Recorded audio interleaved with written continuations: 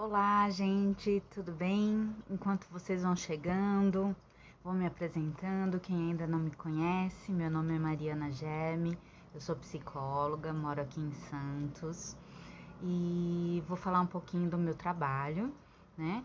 Que é um pouco diferenciado da maioria dos atendimentos psicológicos, porque tem uma previsão para acabar.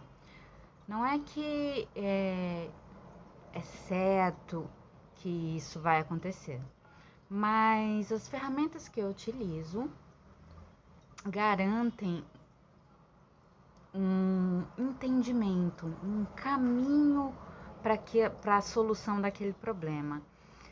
Então, acenar aqui. Oi, Alice entrou. Eu sou meio nova nessas tecnologias, vocês sabem, isso quer dizer que o meu RG é baixo. Aniversário em outubro, Libriana, para quem quiser saber. Estamos chamando mais gente. Então tá, vamos esperar um pouquinho. Bom, mas vamos lá. Psicologia, formada desde 2004, com as seguintes atualizações de currículo. Psicossomática, o que as doenças falam sobre a gente, sobre as nossas dores internas. Constelação familiar sistêmica,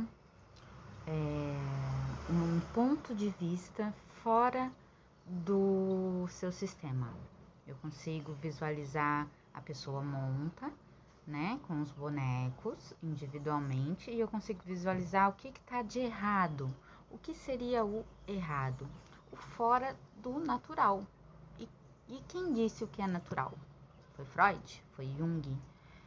Não, foi a natureza. Então é um pouquinho mais antiga, tá? Mas a gente traçando todo um perfil do que dá certo e o que não dá certo, do que é natural, onde em uma família que é um sistema, por exemplo, pai é pai, mãe é mãe, irmão é irmão. Se tudo seguisse corretamente, não teríamos problemas psicológicos, mas o que costuma acontecer?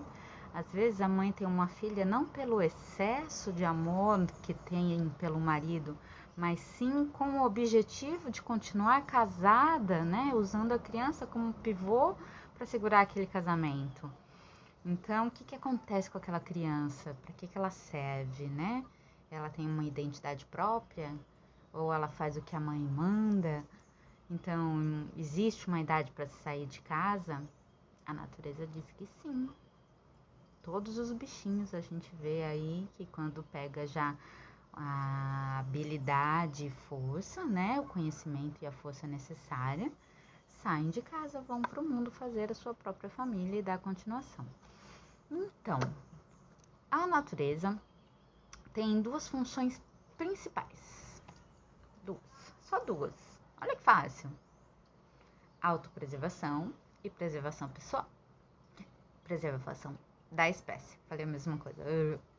Autopreservação, preservação da espécie. Então, o que seria natural? Você nascer, ser saudável, aprender as coisas que são necessárias com seu pai e a sua mãe e seguir a sua vida à frente, formando a sua família e assim por diante. E nós repetimos tudo aquilo que aprendemos. Por quê? Porque nossos pais são o reflexo das nossas vidas.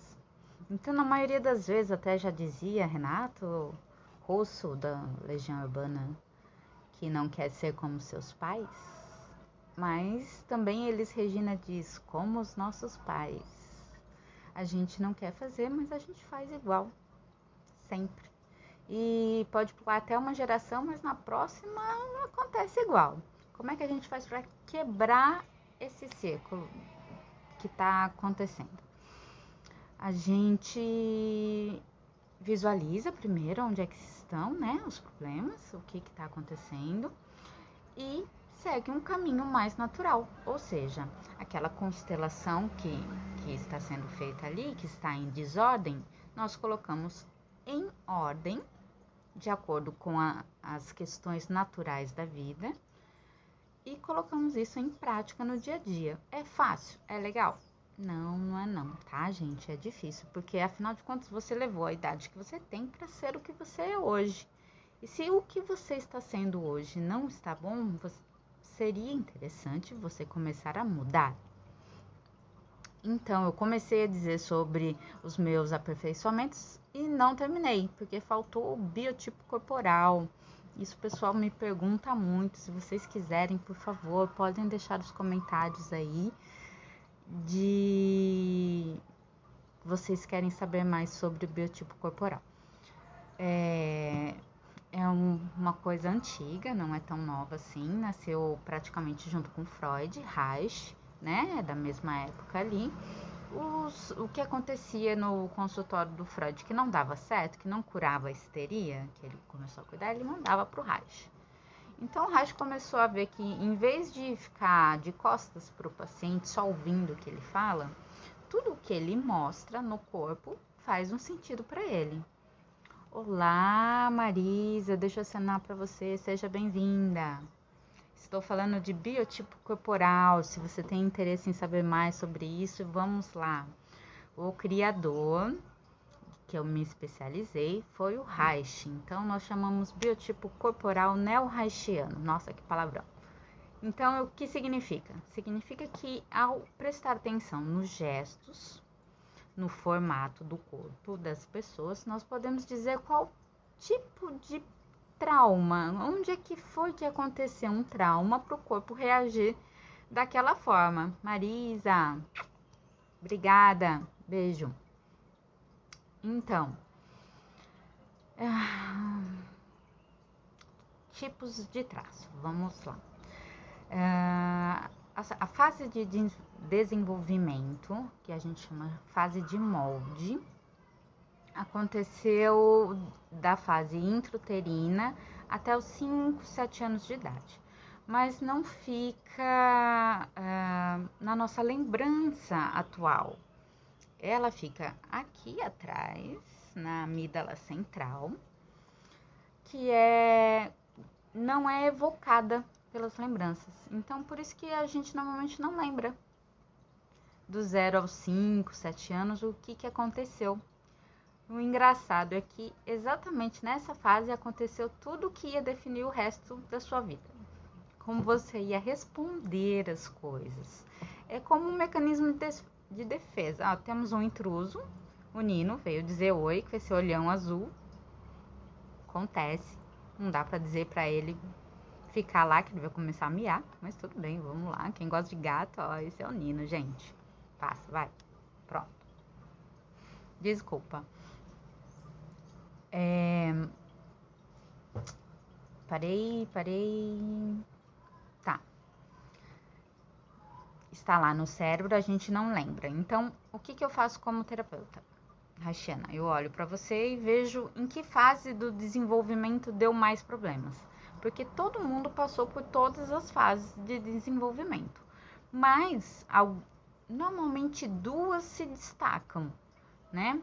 Eu vou falar os nomes, mas em respeito ao criador. Por favor, não encarem esses nomes como dito popular, o que a gente entende popularmente deles. Eu vou explicar melhor com mais tempo. Também tenho posts a respeito. Vocês podem me perguntarem o que significa. Não levem ao pé da letra, tá bom? Em ordem, né? Tem a ver com a mielinização da coluna, quando vai ligando os movimentos. Pensa assim, o cérebro é energia, uma fonte de energia. E então, se ela estiver encapadinha, a energia funciona direitinho. Só que quando a gente nasce, a energia ela já está na coluna vertebral, mas ainda não está encapado o fio. Os fios estão desencapados. Então, o que te dá a função de falar, de mexer a mão, de mexer a perna. Tá dando um delay, né, gente? Se vocês não estiverem me ouvindo, estão me vendo, me ouvindo. Se tiver algum problema. Tá, acho que voltou. Então, vai acontecendo essa mielinização, que seja, vão encapando esses fios e dando as funções. A primeira função que é encapada é o cérebro, dentro da barriga da mãe. Depois, o bebezinho começa a segurar o pescoço, já que tem o movimento dos braços, nesse momento está tendo a amamentação. E depois, por último, né, vem o tronco e, por final, as pernas. Tem só uma diferenciação nas pernas, que assim, tem a função caminhar e a função dos genitais, que é ligado por último.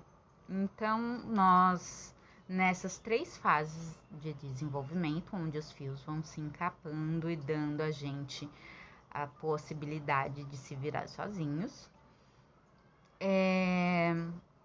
vão se moldando os traços de caráter. Na primeira fase, há uma divisão. Criam-se 2 tipos de traço de caráter para quem sofre um trauma nessas fases. O que seria um trauma? Por exemplo, um bebê que está dentro do útero da mãe. O que é um trauma para ele ali? Um trauma para ele ali que não fala, não sente, não pensa, não reage, não sabe o que é o mundo, ele só está ali. Então, qual a função do mundo interno dele? Nutri-lo com os nutrientes, né, do que a mãe consome e ficar confortável e se desenvolver. Mas o que acontece para ter um trauma ali dentro? Aí pode acontecer assim, por exemplo, uma mãe pega e fica desempregada, descobre que está grávida, em plena pandemia. Então ela fica muito nervosa. Toda vez que o bebê mexe, porque tem os espasmos, né? Porque o fio está desencapado, então o bebê não tem a coordenação de movimentação. Tem os espasmos, o bebê se mexe, a mãe lembra que está grávida, e aí o corpo da mãe reage em proteção a ela. Lembra a primeira lei da natureza? Autopreservação? Então, ele tira de mandar sangue nutrientes pro bebê, pro útero, e manda pra mãe. É igual quando vai fazer a digestão. Oi, Andra. Obrigada, seja bem-vinda. Tô falando dos traços de caráter, tá? Então, estamos aqui no esquizoide. É quando você sofre um trauma dentro do útero. E como isso acontece? Quando a mãe, no mundo interno dela, está ruim. E então o corpo, em vez de priorizar a manutenção da gravidez, prioriza a vida da mãe. Essa é a natureza. Primeira lei natural. Preservação. E a segunda, preservação da espécie. Né? Então, o que o bebê sente lá dentro? A mãe pensa que vai faltar dinheiro, quando o bebê mexe, ela fica ansiosa, nervosa, o corpo dela reage, em vez do útero que estava quentinho, aconchegante, chegando bastante comida, de repente fica duro e frio e com menos alimento. E aí isso acontece uma vez. Oi, Alex, Restaurante por aqui, sejam bem-vindos. Estou falando sobre traço de caráter. Estamos lá no primeiro ainda, no esquizoide. Então, o que aconteceu? Ficou frio e duro. Aquele ser, aquele bebê, ele começa a associar que toda vez que ele se mexe, o ambiente dele fica ruim. Porque a mãe lembra que tá grávida e que tá desempregada. Um exemplo simples, pode acontecer milhões de outras coisas, tá? Mas aí cria um trauma nisso. O que o bebê tem de recurso para se defender? Quase nada, né? Não dá para ele gritar, chamar alguém, ligar para a avó, vir buscar, não dá para fazer nada. Então, ele pega e simplesmente o cérebro se desliga do resto do corpo. Ele desliga. A energia que era para vir para a formação do corpo fica na cabeça. quando tá aqui, ele não está se mexendo, a mãe não fica nervosa e o mundo dele fica melhor. Pronto, resolveu. O que gera numa pessoa dessa? Primeiro eu vou falar de como fica o formato do corpo, porque lembra que o trauma em cada uma dessas fases gera um formato de corpo diferente. Claro que nós mudamos de forma, já que passamos pelas 5 etapas, tá? Pelas 5 fases do desenvolvimento, do traço de caráter. São 3 de desenvolvimento e 5 de traço de caráter. É meio complicado os nomes, depois eu coloco num gráfico direitinho para quem quiser aprender mais, aprender a aplicar por aí. E até para arrumar namorado já dá para escolher. Ah, eu quero um esquizoide, por exemplo. Ah, eu quero um oral. Ou tem alguns que são mais difíceis, mas vamos por partes. Vamos terminar o esquizoide. Formato do corpo do esquizoide. Ele vai ter muita energia concentrada na cabeça. Júlia, minha querida, bem-vinda! Maravilhosa! Gente, preciso dar uma pausa aqui e mostrar para vocês. Esse é o trabalho da minha amiga Júlia. Ao vivo é tudo de bom, né? Olha, até capote de celular. Mas esse aqui é o trabalho da minha amiga Júlia. Quem quiser, depois entre em contato, que eu passo o contato da Júlia maravilhosa para vocês, tá bom? Eu estou em casa, ela também fez outras coisas para mim, ela é de Minas. Bom, já falei, tá? Beijão, Júlia, no coração, te amo. Coraçãozinhos para mim, gente. Eu gosto de coraçãozinho, pode mandar. Então, se esse indivíduo aprendeu que para ele sobreviver, ele precisa não ter o resto do corpo, não faz diferença, a energia dele vai estar só na cabeça. Imagina como vai ser o corpo dessa pessoa. Cheio de quinas, um joelhão, uns ombros pontudos, fino, comprido, normalmente de óculos, e muito, muito, muito inteligente. E muito, muito fechadinho. De nada, Ju. Muito, muito fechadinho no seu mundo.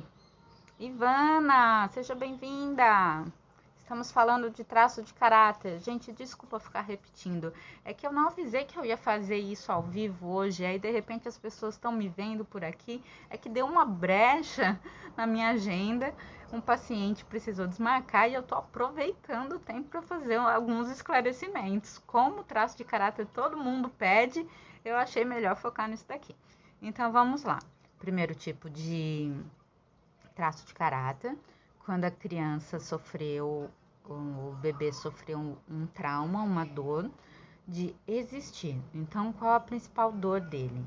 Se ele existe, se ele se mexe, se ele tá lá, faz alguma coisa que a mãe dele lembra que ele existe, o mundo dele fica ruim.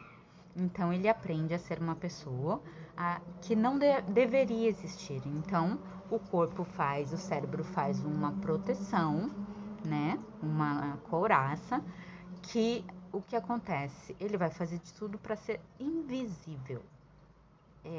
Aquele que magrinho, meio estranho, que parece que o corpo tá meio desconjuntado, não foi muito bem acabado. Por quê? Porque a energia durante a formação estava no cérebro, ele desligou. O corpo serve só para sustentar a cabeça. Temos muito famosos, né? Esquizoides. Um dele é Freud. Freud era esquizoide. Qual as coisas que incomodam os esquizoides? Por exemplo, o contato. Que ele não tem sentimentos, a parte sentimental dele, que é normalmente ligada ao nosso sistema respiratório e digestório, o digestivo, tá? Os dois estão certos. Ele fez aqui um bloqueio, né? Então, para ele comer não é muito importante, se vestir não é importante. E ele vive num mundo muito particular, porque ele é muito criativo. quando dá para ser gênio, é gênio mesmo. É daqueles top de linha, sai de quem sofreu alguma coisa assim ainda dentro do útero. Vamos passar para o próximo, senão vai ficar muito longo isso daqui. Alê! Sejam bem-vindas. A Lilian também. Beijo para vocês. Então, falamos do primeiro traço de caráter.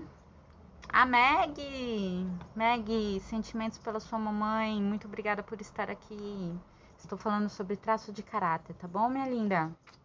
Deixa eu acenar para você. Lilian, seja bem-vinda. Coraçõezinhos para você também. Então, gente, eu acabei de explicar o traço de caráter esquizoide. Esse é o primeiro traço que se forma quando o bebê passa por problemas na gestação. O segundo trauma é a amamentação. O bebê nasce, até uma semana depois do nascimento ainda é esquizoide, né? Pode se formar esquizoidia. Mas depois vem o aleitamento materno. Nessa fase, o que acontece? O bebê ele já chora, mas ele fala, ele ainda não fala. A comunicação é através do choro. É quase os pais precisam... Ó, mais gente entrando aqui. Raiz. Salamã. Seja muito bem-vindo. Não te conheço. Estamos internacional já agora. Acho que foi. Então, na fase da amamentação, o bebê precisa ser nutrido por duas coisas. Por uma pessoa que fará a função materna. Precisa ser a mãe, necessariamente, que pariu a criança? Não. Mas essa pessoa que vai ficar responsável por essa fase, a amamentação, por exemplo, seja na mamadeira ou no peito, precisa entender que precisa nutrir a criança de duas coisas. Nutrição alimentar e nutrição da alma. Essa nutrição da alma, eu não tô falando nada de religião nenhuma, tá, gente? Eu tô falando de sentimento de amor. Sentimento de amor e de segurança.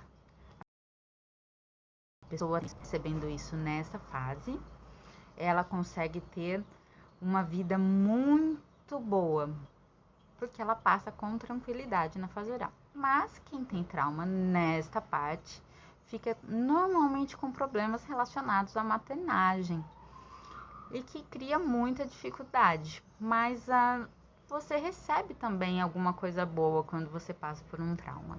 E na questão da fase oral, é a questão de comunicação. Você é um ótimo comunicador, mas tem um vazio grande no peito, porque sente dor. Aqui, ó.